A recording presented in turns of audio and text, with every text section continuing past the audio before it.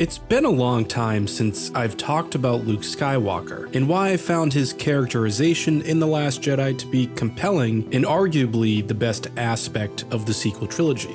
This video is not to start another argument, but for me to explain why I thought Luke's arc was brilliant. And it's fine if you disagree with me, no worries. Now, I think the best way to proceed with this topic and discuss it all is to talk about the most contentious aspects of Luke's arc in the sequels and break down why they worked for me. And I'd say that most of us already know what those are, but for those who don't, number one, people say Luke would never attempt to strike down Ben Solo. More precisely, people say this movie turned Luke into an attempted child murderer, and this was a grave misunderstanding of what Luke would do in this situation. Number two, Luke would never leave his sister and best friend high and dry, secluding himself from everyone and cutting himself off from the Force. Number three, Rian Johnson fundamentally misinterpreted what Luke was supposed to do and be up on that island at the end of The Force Awakens. He failed to deliver on some promise that J.J. Abrams had set up. Number four, this film reduced Luke to a milk-drinking hobo who does nothing the entire movie and then dies at the end because he ran out of Force juice. Number five, Luke should have physically gone to Crate with his green lightsaber to face down Kylo Ren in a real deal, limb-flaying lightsaber duel. Number six, the final one, Luke's belief that the past should die, aka the Jedi religion, along with him, is anti-Star Wars and a sentiment that Luke Skywalker would never consider. Now, I'm sure there are more issues, but whatever. These seem to be the big ones. So let's unpack number one, and that's the claim that Luke would never, ever strike down Ben Solo. First, I think just reading that leaves out so much context as to what might push a symbol of hope to consider the unthinkable. We know from The Force Awakens that Luke was betrayed by a student who turned out to be Ben Solo, his sister and best friend's son. In The Last Jedi, the full story comes to light that Luke had been sensing moments of darkness during Ben's training, and then when he went to confront him about it, it was more frightening than he could have ever imagined. Unfortunately, it does take Luke a few times to admit the entire truth of this altercation. When Luke mentioned that he confronted Ben, in reality, Luke looked into Ben's mind while Ben was sleeping. And that frightening vision made Luke so fearful that he ignited his lightsaber on instinct to protect the light and those that he loves from darkness, but immediately realized his error in judgment. He was giving into fear just like when Vader taunted Luke about Leia. It's very much so in Luke's nature to react this way. When his friends are in trouble or he senses trouble and danger, Luke acts without thinking. Now, it is vague regarding exactly what Luke saw, but we heard screaming and the crackling of Kylo Ren's blade, so I imagine Luke literally saw the death and destruction of everything he loves at the hands of Ben Solo. Now, the other aspect to this is that folks say that this also made Luke into an attempted child murderer, which is not the case at all, since Ben Solo was 23 years old at the time of this event. That is the same age Anakin became Vader. If we were to call Luke an attempted child murderer, what do we call Obi-Wan, who sliced off all of Anakin's remaining limbs when Anakin was 23? Either way, I find Luke's reaction completely reasonable. Although it's his nephew, this is the dark side that we're talking about, and it's already almost destroyed the entire galaxy once. Moving on to the next issue people had is the fact that Luke would never leave his sister and best friend to fend for themselves regarding the First Order and all that. Well, actually, this switch up is an interesting play on one of Luke's most problematic character issues from the original trilogy, which plays into what we were just talking about. In The Empire Strikes Back, Luke rushes to the aid of his friends regardless of the warning that it's a trap. Luke,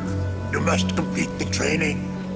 I can't keep the vision out of my head. They're my friends. I gotta help them. And the result of this attempt to save his friends left him without a hand and one of his friends frozen in carbonite. It didn't go the way that he thought it would. Now, rather than cause more problems after the fallout with Ben, Luke chose to finally not act.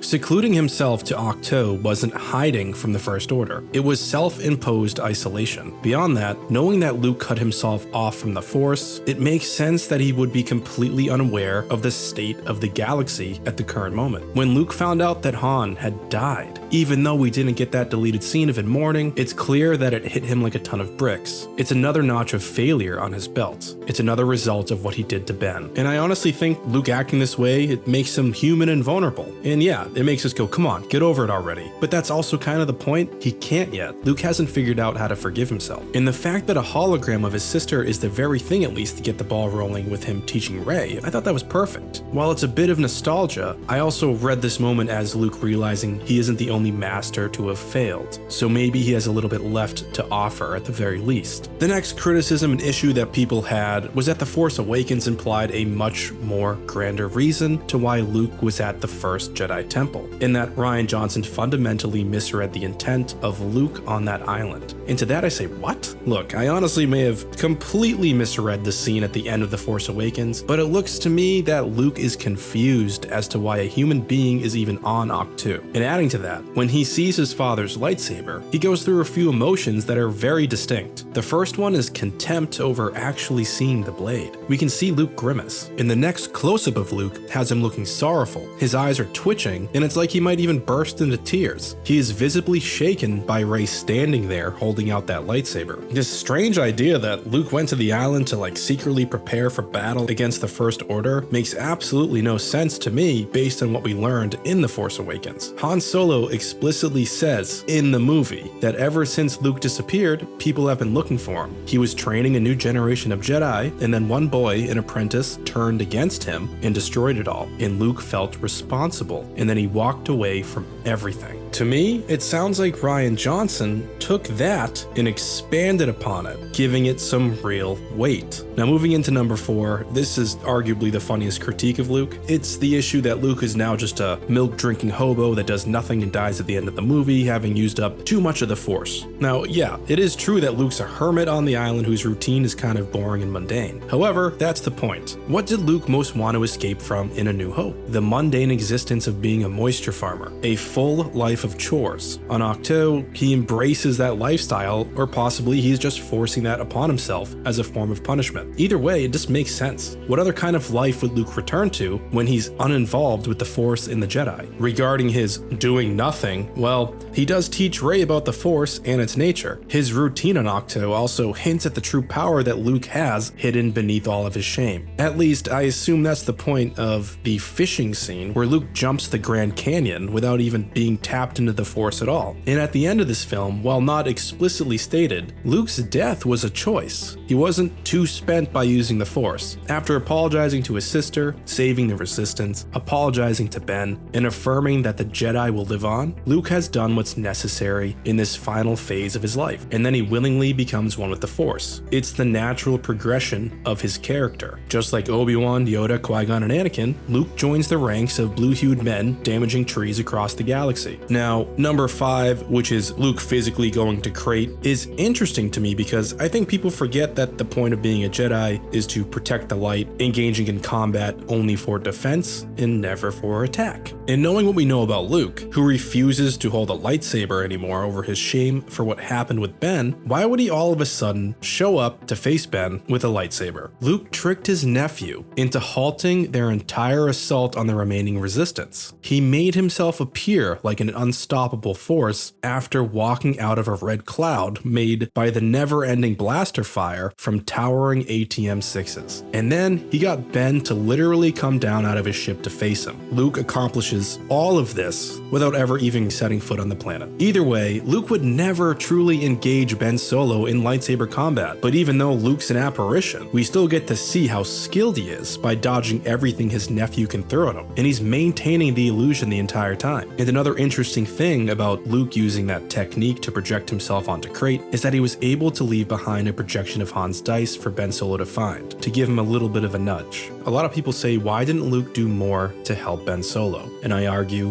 what do you think that last lightsaber duel was? It was a lesson, and leaving the dice was a reminder of his past will always be with him. Not everything needs to be boinked over our heads. And the final big criticism is that Luke wanting to end the Order, die on an island, and have nothing to do with his legendary status isn't something the real Luke Skywalker would ever consider. It's anti-Star Wars. Well, first, I feel like this criticism makes no sense given what we heard Han say about Luke after the destruction of his temple. battle. Remember, Luke just walked away from everything. This is in The Force Awakens. And considering the pros and cons of the role of the Jedi isn't anti-Star Wars at all. That's part of the prequel story. And a lot of Star Wars media criticizes the Jedi in their role in government. Any choice you make as a Jedi is a choice against something else. And eventually, all of these choices will result in some form of imbalance. It's an imperfect system. So with that said, Luke's belief that the Jedi need to end is predicated on two things: his knowledge of what transpired in the prequels and his own failure with Ben Solo.